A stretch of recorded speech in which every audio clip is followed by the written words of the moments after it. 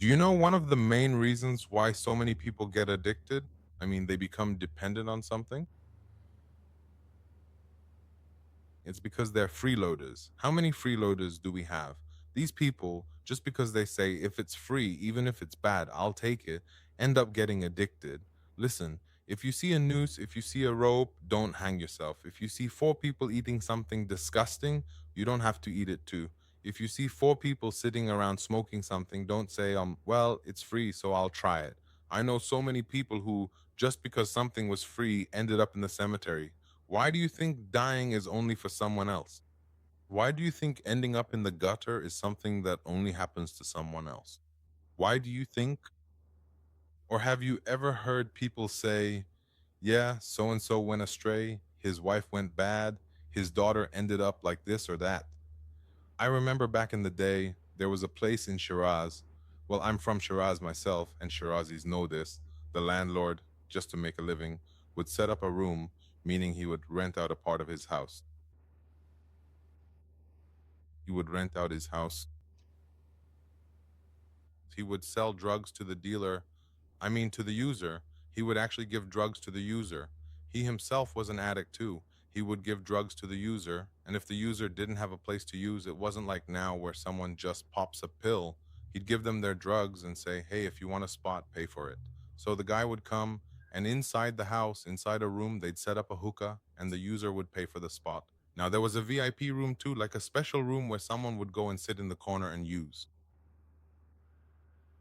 Now, the ones who would come and sit there to use, maybe this sounds ridiculous to you, but those who have seen it know, those people know. Some of the people who own these houses would even rent out their wives and children. By children, I mean their daughters, like 20 years old. So someone would come and say, let me go over there and come back. And his wife would come too. I mean, it was all about the drug.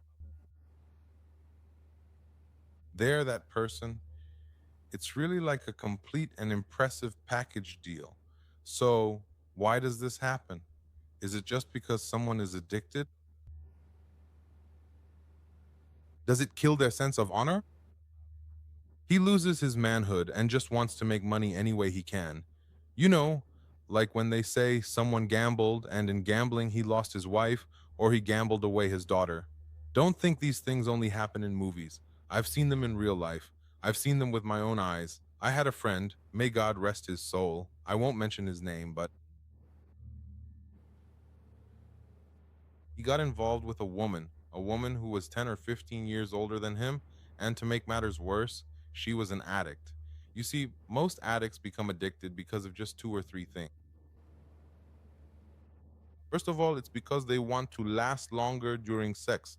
They have premature ejaculation problems. People tell them, take this, it'll make you stronger. But after they take it or smoke it, not only do they not get stronger, but they also lose all feeling. Another reason is that it's free.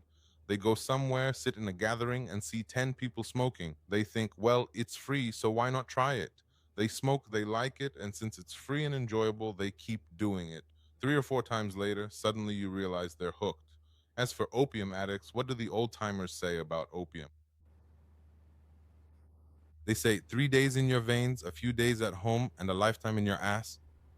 If you smoke enough, they'll have to pull you out with a crane. I had this friend, a water utility guy, whose wife told him, you're weak in bed. She gave him opium to eat. The first time, she gave him opium water, and he took it. The second, third, fourth, fifth, sixth, even the 10th time. After that, she stopped having a relationship with him, but he kept coming back just to buy opium from her. For years, as long as I knew him, he was buying opium from her. He became her regular customer. She turned several people into ATMs with this method, turned them into addicts. Don't think I'm just talking nonsense. I've been out there in society. These things have happened to me. I've experienced them firsthand. So don't think it's just someone saying a person gets addicted and then sells his wife or daughter. No, I've seen these things up close.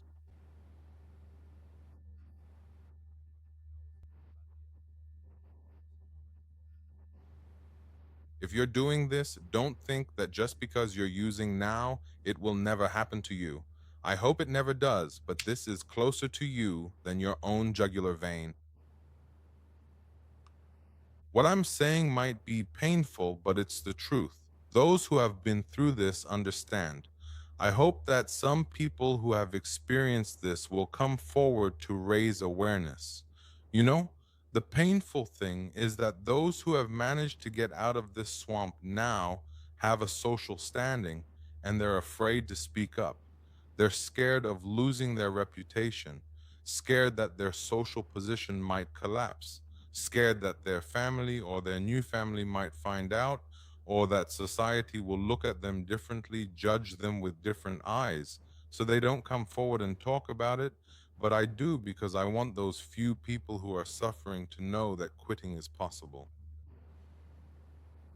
If you quit, you'll reach a good place in life. God will bring goodness and blessings into your life. Honestly, if God sees that you're using drugs in your life, the goodness and blessings will leave your life day by day. Why does God do this? God says, I gave you a healthy body. I gave you a wife. I gave you children. I gave you money. I gave you a life. I gave you all of this, and you're throwing it all away by using drugs? Of course, I will take away the goodness and blessings from your life. Are you drinking alcohol? Of course, I will take away the goodness and blessings from your life. Look, don't think that just because you're drinking alcohol, it's any different from drugs. Both of them are the same crap. Both are just as bad. Don't think that drinking alcohol makes you superior. No, it affects your liver in such a way that you won't even realize what kind of mess you've gotten yourself into. Look, alcohol and drugs, anyone with even a bit of knowledge or understanding realizes that both of these substances essentially do the same thing. Both will ultimately destroy your life. Even if you have 100 billion, the old timers, those who have seen it all, know what a real opium pipe is. Maybe you haven't seen it. Maybe these new kids, a lot of them haven't seen it. In our family, since we had users, we saw all of this up close. The opium pipe is a small clay pot, about the size of a teacup with a tiny hole, just the size of a needle. They say among people, Mr. Needle, the wider you make this hole, the easier the smoke goes in. But this hole is so wide that your house goes in, your money goes in, a truck with its cargo goes in, even if you have a plane, it'll go in too. Interesting, isn't it? It's the only hole that the whole world could fit into together. You have to experience this up close to really understand what I'm telling you. Do you know what my goal is in making this program? It's to make you aware that, look, drugs and alcohol are not good things. This is my personal experience. Me, the person you see here, God brought me back. If you ever go somewhere and people are using, shooting up, drinking, and you're not into it, you don't like it, and you've never tried it before, please don't try it just because it's free. If you're a girl or a boy, it doesn't matter what your gender is. If someone comes and tells you, hey, it's free, just try it. Seriously, just tell them off because if you don't, you're going to regret it. You try it once, you try it twice, and then you can't get it out of your system. This is no joke. The first time you get high, you don't realize that the next time you want to put it down or you want to get it out of your system, who's going to help you? You really don't even realize who it was that got into your life. Who's going to get it out again? Will it ever come out or will it not? You really don't understand. The very first time you take this kind of hit, look, there's actually a sort of hierarchy to these things like diploma, post diploma, bachelor's, post bachelor's, doctorate, and even postdoctorate. Specialization, it's exactly like that. This is the same way. I mean, if you're 15 or 16, don't think I'm just telling you stories. Seriously, don't think I'm just making things up. I was once like you. Someone used to talk to me and I'd say, if there were 10 of us, only 2 are still alive now. The rest are either in the cemetery or in a mental hospital. Really, I mean it. I'll even try to bring some of my old friends online, those who aren't here. Most of them are still in Iran. I'll bring them so they can tell you themselves. When there are 2, 3, or 4 people, you'll believe it more because a lot of people look at me and think, you must be an addict. You must have been an addict. I still say, even now, I'm an addict, just in recovery. The only difference between me and you, the user, is just one hit, just one shot. If I take it, I'll be worse off than you. If I take it, the speed at which I could fall would be way faster than a rocket, really fast. But what? It's just that I've become a little more aware. I realize that, hey, they're using something somewhere, so I shouldn't use it because this thing grabs me from behind in a way, it violates me, and I don't know what to do. If God wanted me to turn back, and now me as a servant, I don't have that kind of strength at all. They say it's powerful. Drugs are just a little less than God, and that's really how it is. I mean, you don't know how your legs give out, and that's enough for you. The more your knowledge and awareness increase, the more aware you become. This disease of addiction shows itself in a different way. One day it comes through a girl, another day through a boy, another day through the opposite sex, another day through money, another day through a message. Maybe I should send a message, because as far as you're watching this, for sure, this video, either you're an addict or addiction is something that exists in 99% of society. Now, maybe you're addicted to sex or to money or to hookah or to drugs or cigarettes or alcohol or television, or you don't even know, to something, or maybe to sports. I hope you get addicted to good things. But if you've watched the video up to this point, it definitely means this video has been useful for you. Either you've quit your addiction and now you're in the recovery phase. Look, there are some things that really aren't a joke.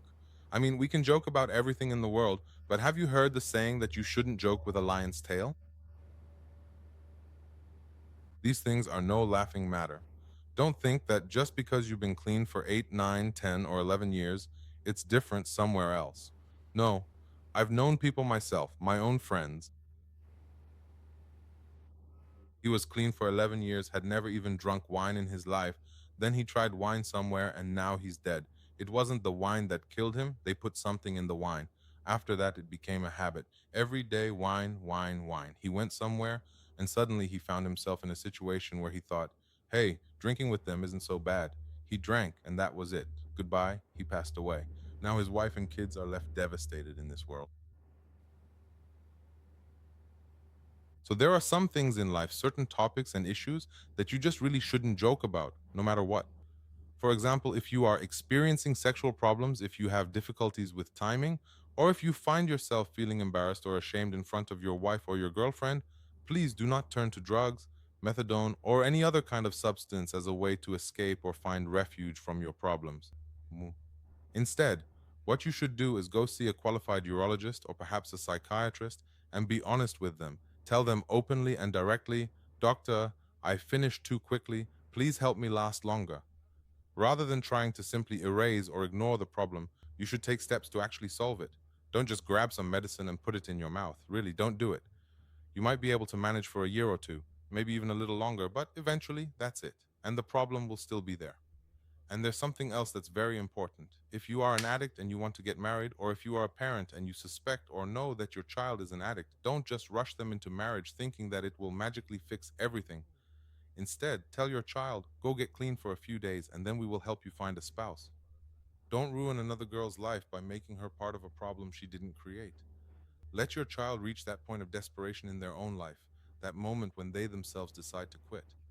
When their mind is finally back in the right place, when they are truly ready, then and only then let them get married. Is that really too much to ask? Okay, so here I'm also talking to the families, father, mother, dear ones. If you see that your child is addicted, whether they're 17, 18, 20, or 22 years old, don't think that if you just get them married off, the addiction will go away. No, right now you have a single son or daughter who is addicted. If you do that, you'll just have a married son or daughter who is addicted. Then, not only will they ruin their own life, but they'll also ruin someone else's life and another family. Solve the problem first. And if you have someone exactly like this in your family and you think you shouldn't bring it up, why not bring it up? Is there any shame in it? Call them out directly. Tell them, hey man, hey woman, don't think we're clueless. We know you're an addict. Don't take us for fools. Bring it up, confront it. At least they'll realize that you're not a fool, that you know what's going on. The issue becomes clear now. Instead of waiting 10 years for your life to fall apart, at least now things will either get fixed or fall apart, but don't waste your life on someone like that for no reason. I'm saying this for two reasons. First, so that the person with the addiction wakes up and realizes that their spouse will leave them and go with someone else. And second, because you have to quit. In the end, you won't get a hero's medal for this. The final outcome is either a mental hospital, prison, a cemetery tray, or you'll just die. There's no shame between us. We understand each other.